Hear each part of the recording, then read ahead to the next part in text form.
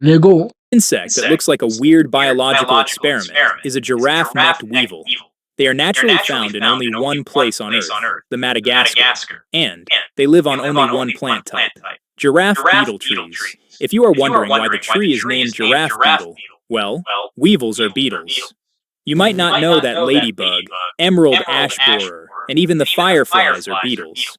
There are so many beetle species that if each species subscribed to our channel, we will have over 1 million subscribers. You got the point, I guess. Anyway, they eat leaves and sap of this plant to survive. These miniature alien-looking insects were discovered in 2008. The long black body with red wing case might seem weird, but the weirdest thing about them is their mating. When it's mating time, all the interested males and one female gather on a leaf. And it's a top show.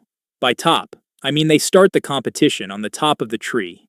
This is a female, and they don't have super long necks, by the way. They just sit there and watch the males fight, like a referee. The males try to push each other from the leaf. They attack each other with their long neck, like giraffe necking, if you remember from this video. The fight can go on for a long time, and usually the longer neck throws the opponent out of the leaf. Now, the winner is decided, and the female gets in the position. The male then extends its oedicus and transfers the sperm. By the time the fallen neck rises to the top, the deed has already been completed. The male guards the female for some time and doesn't let any competitors near her. If someone gets closer, well, he kicks them out. Meanwhile, the female starts working on the leaf. She first folds it in half and then starts rolling it, kind of like a cigar. After the roll is ready, she lays one egg inside it, closes it, and drops it to the ground. Then, the couple go separate ways. The egg hatches and starts eating the leaf from inside. It's a safe house until it's able to find food on its own. Sometime later, the new long neck completely eats the leaf and starts its own individual life. And the cycle continues. This guy is a chimpanzee, and they are sister species of bonobos. But the main difference is, bonobos love mating, and chimps love hating. Yup, these guys are totally violent. They share almost 99.6% DNA with each other. That 0.4% is the culprit, I guess. Chimps usually eat fruits, plant leaves, flowers, and roots. But they also eat bugs and meat. You might not know that chimps kill and eat monkeys, too. Since they are highly intelligent, they use tools like sharp stones and sticks. They perform coordinated group attacks. They have a sense of fashion, and the most weird thing about this intelligence is their mating. Chimpanzees live in a group, and usually the alpha male dominates the members. He is the only one with mating right. But as I said earlier, they are very intelligent, and when there's intelligence, there's cheating, deception, and some politics. Yup, these guys have a lot of weird things going on in the group. Some start flirting with female even before she is fertile. This can secure his chance to mate when she finally gets mature. Some chimps show off to care the female and groom her, bring her extra food, and stay nearby. These all are some tricks they use to make her feel the guy cares. But they do all this before the female is ready to mate. And when she is near her heat cycle, the drama escalates. The bum of females starts swelling, and now it's the cue for mating. Everybody wants that female now. When this starts, the alpha male stays near the female and guards her. He mates from time to time and doesn't let her out of his sight. But the female can't forget her old pal. Yeah, this guy. So, whenever the alpha isn't watching her or distracted, she silently moves away and mates with him.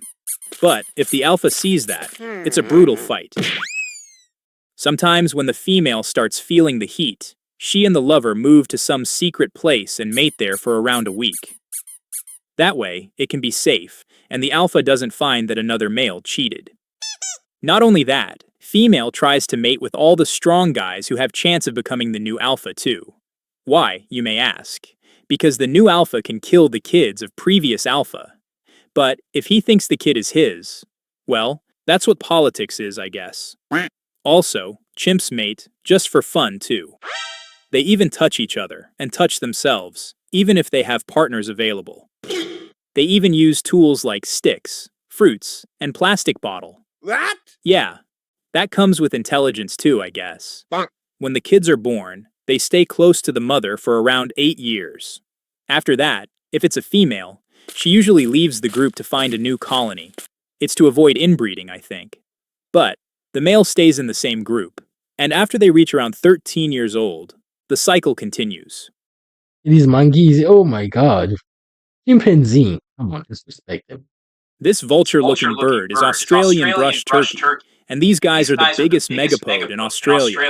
Megapodes are big-footed chicken-like birds, so these guys are not true turkeys. They have weird tail feathers. If predators catch them from the back, they shed all their tail feathers and run away. Kinda like oarfish. By the way, I forgot to tell this fact in the oarfish video. If predators like sharks attack them, they leave their tail part and escape from there. But the tail never grows back. It's one-time use only. Yup, that's depressing. But the feathers of these turkeys grow back after some time. These guys eat fruits, seeds, worms, small frogs, and lizards. They spend most of their time building a big nest. And by big, I mean really big. The nest is not a classic bowl, but a huge lump of garbage, kind of like a compost heap. The males gather soil, twigs, leaves, grass, or anything they can find around. Even gather broken furniture and plastics. They work on it for months and make a big compost heap as big as your car, or maybe even bigger. The mound has a lot of holes and gaps inside, and the heat released from decaying matters creates warmth. But just making it warm isn't enough. It must be between 33 and 35 degrees Celsius. If not, the inspector will reject the structure. So the male has to check the mound's internal temperature from time to time. And how do they do that? Well, they dip their head inside the mound and check it with their beaks. Yup, the beak acts as a thermometer for them. If there is excess heat, they throw out the materials and make it loose. If the temperature is low, they add more materials and make it tight. Now comes the lady. In bush turkey's world, males get priority according to the size of their mound, not the size of their mount. If the mound is big enough, she accepts the male and gets in position. Mating happens by the side of the mound and is a cloacal kiss. The program runs for a few seconds. And the female leaves. She goes in search of another big mound, and if she likes another mound, well, she mates with that guy too. Yup, she mates with all males whose mounds are big. But the last male has the highest chance of egg fertilization. But she doesn't care. After a few days, she visits the most favored mound and checks the temperature. If it's right, the male makes a hole around 2 feet deep, and female lays one egg. Then she leaves again. Male covers the mound and wait for the next female. Females lay eggs in their preferred mounds, and many of the eggs are not from their father. But that doesn't matter anyway. Mound can have around 20 eggs per season, and the male incubates all of them, maintaining the temperature. The eggs hatch after around 50 days of care. The lower temperature eggs turn to females, and higher temperature turn to males. They can take up to 48 hours to dig themselves out of that mound. Just hours after coming out, they can fly and live independent life. After all the eggs hatch, the male leaves the mound too. And the cycle continues. This small fish is a jawfish, but these guys have very big mouths. There are around 80 species of jawfish, and almost all of them live in holes in sandy seafloor.